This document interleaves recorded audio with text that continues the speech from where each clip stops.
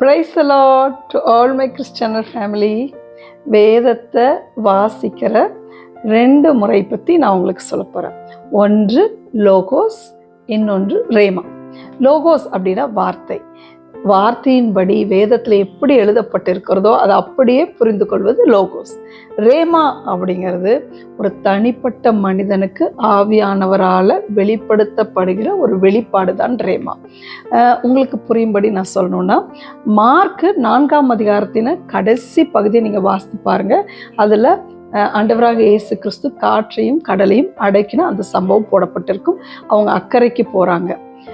அதே போல் மார்க்கு 5ஆம் அதிகாரம் துவக்கத்தில் பார்த்தீங்கன்னா, அவர் கதிரேனருடைய நாட்டுக்கு வந்து அங்கே அசுத்தாவி உள்ள ஒரு மனுஷனை சுகப்படுத்துகிறார்.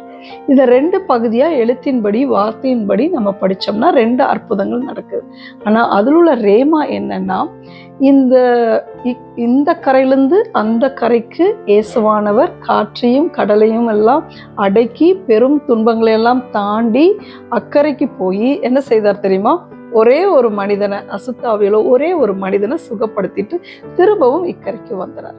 அதில் என்ன நாம புரிந்து கொள்கிற வெளிப்பாடு என்னன்னா, ஒரு மனிதனுக்காக ஆண்டவர் அவ்வளோ பெரிய முயற்சி எடுத்து காற்றையும் கடலையெல்லாம் அடக்கி அக்கறைக்கு போய் ஒரு மனிதனுக்காக அவர் அங்கே சென்று சுகப்படுத்தினார். அப்படிப்பட்ட ஒரு தெய்வத்தை நம்ம ஆராதிக்கிறோம் அப்படிங்கிறதா அங்குள்ள வெளிப்பாடு.